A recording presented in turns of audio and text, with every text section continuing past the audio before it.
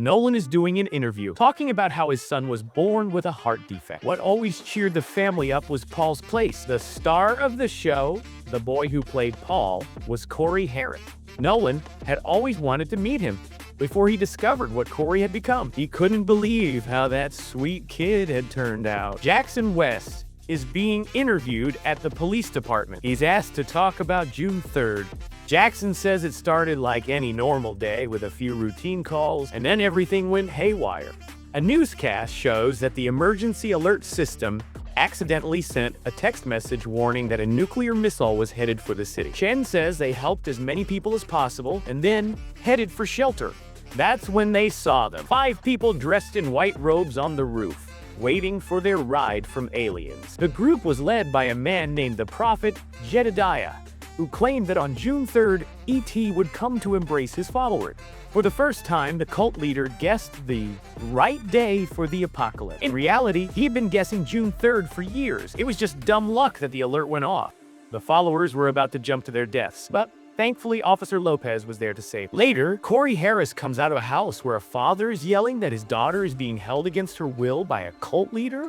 Corey says it's a religious movement. Harper asks Corey to get Debbie, who tells her father she is happy at home. Her father explains that her mother's cancer has returned and she only has a few weeks to live. Debbie immediately hugs her father. Harper notes it was like a switch flip. She packed her things and left with him. On another occasion, a security guard for Harris calls the police after seeing blood outside the house. Bradford and Chen search the property and find blood in the shower. They don't find a body, so they treat Corey as a missing person. The day after Corey's disappearance, Nolan and Lopez interview Debbie's father at the hospital, where he's been with his daughter all day. Nolan informs him that Corey is missing and that there was violence at his house. The man responds coldly, saying it's good. Corey destroyed their family. He insists it was supposed to be just an acting class. Corey Harris was teaching acting back in 2017. When his acting jobs dried up, he started his own school. He convinced his students that he was the only one who could guide them through this evil world. These young adults fell for it and paid thousands of dollars. Before long, they treated him like a guru. He could do no wrong. While searching the house, Bradford and Chen find a mummy in a suit under the bed. Bradford puts on gloves and pulls it out. It looks like Charlie Chaplin's mummy. Debbie explains to Chen that Corey stole the mummy from Rainn Wilson, an actor who owes his career to Chaplin. Wilson was upset about losing what he considered his best friend. Harper clarifies that it wasn't actually Chaplin's body. The mummy is one of many fake Chaplins floating around. Corey turned his acting school into a burglary ring targeting celebrity and convinced the kids that he could control their destiny.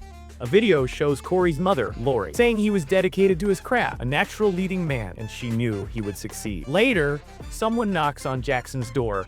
It's Sterling Freeman, formerly known as Skipper Young, a former student of Corey's who participated in the celebrity burglary. Skipper confesses his past to Jackson. In a video, Skipper, now going by Sterling Freeman and using an Australian accent, says he knew who Corey was and that Paul's place was big in their community.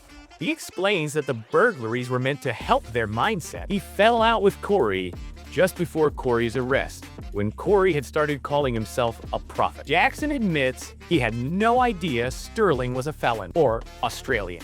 He confronts Sterling, who insists he changed his name after being caught, and that he's a different person now. Jackson says he's not sure he believes him. They then discuss the Southland stalker, Dan Marcy. It was rumored he didn't act alone. Marcy met Corey at one of his acting classes, looking for ways to lure his victims voluntarily instead of attacking them. Corey also helped him prepare for his trial, and Marcy says he had the jury in his palm, even though they ultimately convicted him. Corey's former co-star and teacher, Charlotte Luster, had helped them get their start in this case. Chen and Bradford head to the airport, investigating a car that's been left there for a week and smells terrible. It turns out to be Charlotte's car. An interview shows Corey and Charlotte, who were childhood sweethearts and reconnected as adults. At the crime scene, officers found a 500-page screenplay titled The Worthy. Most of the officers thought it was terrible.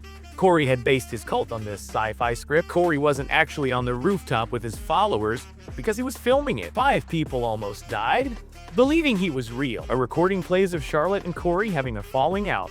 Jen says she got a notification on her phone revealing that Corey was alive. At the station, Harper reads him his right. Corey takes the right to remain silent very seriously, staying quiet for 5.5 hours.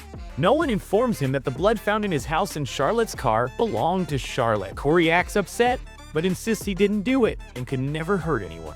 When Nolan mentions the followers who nearly jumped from the roof, Corey says they were acting on their own. He then asks for a lawyer. Wesley Evers, Corey's attorney, arrived. Video footage shows Corey's mother tampering with evidence, proving she was involved. During an interview, she admits driving Charlotte's car to the airport and leaving it there. Harper points out that GPS tracking in the car would have revealed the location before she dumped the body. She claims Corey had nothing to do with it and that she killed Charlotte herself. Corey's mother confesses, and since Corey passes the polygraph, they have no choice but to release him. Next, we see Corey giving an evening sermon on social media when he notices someone coming up the stairs behind him. Suddenly, the lights go out. Corey goes to check it out, but the live video is still streaming. He screams and runs back to his room, locking the door. He calls 911, saying someone is in the house and he's in danger. The police arrive, and a man named Ronald Sanchez emerges from the house. He was the stalker's accomplice and was angry that Corey had convinced the stalker to take full responsibility for his crime. When the officers arrive, they find that Ronald has cut out Corey's eyes and is holding them. They take him into custody. Meanwhile, Nolan and Harper find Corey's live video still streaming from his room, with over 400,000 people watching. In the aftermath, everyone is doing interviews for a true crime special about the case. Nolan reflects that it was his craziest case yet. Jackson says he's no longer involved with Skipper. Since Corey's death, the cult has grown tenfold, now led by his mother from prison. She claims that Corey has ascended and fulfilled his prophecy. Ronald Sanchez is awaiting trial for Corey's murder. What did you think of this episode? Let me know in the comments below.